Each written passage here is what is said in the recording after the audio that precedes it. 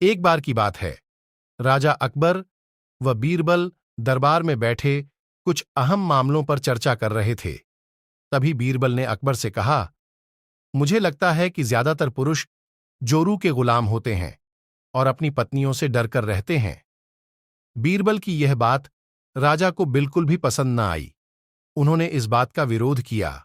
इस पर बीरबल भी अपनी बात मनवाने पर अडीडीडीएच गए। उन्होंने राजा से कहा कि वे अपनी बात को सिद्ध कर सकते हैं, मगर इसके लिए राजा को प्रजा के बीच एक आदेश जारी करवाना होगा। वह आदेश यह था कि जिस पुरुष के अपनी पत्नी से डरने की बात सामने आएगी, उसे दरबार में एक मुर्गी जमा करानी होगी। राजा बीरबल की इस बात पर तैयार हो गए।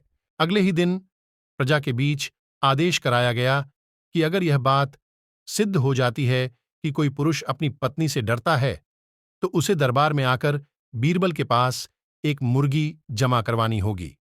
फिर क्या था, देखते ही देखते बीरबल के पास ढेरों मुर्गियां इकट्ठा हो गईं और सैकड़ों मुर्गियां महल के बगीचे में घूमने लगीं। अब बीरबल राजा के पास पहुंचे और बोले, महाराज, महल में इतनी मुर्गियां इकट्ठा हो गई हैं कि आप एक मुर्गी खाना खोल सकते हैं, इसलिए अब आप इस आदेश को वापस ले सकते हैं। मगर महाराज ने इस बात को गंभीरता से नहीं लिया और महल में मुर्गियों की संख्या धीरे धीरे और भी ज्यादा बढ़ने लगी।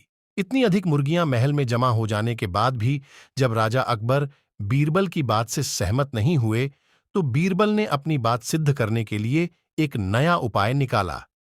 एक दिन बीरबल राजा के पास गए और बोले, महाराज, मैंने सुना है कि पडीडिडी होस के राज्य में एक बहुत की खूबसूरत राजकुमारी रहती है।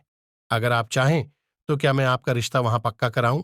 यह सुनते ही राजा चौंक उठे और बोले, बीरबल, तुम ये कैसी बातें कर रहे हो? महल में पहले से ही 2 महारानियां मौजूद हैं।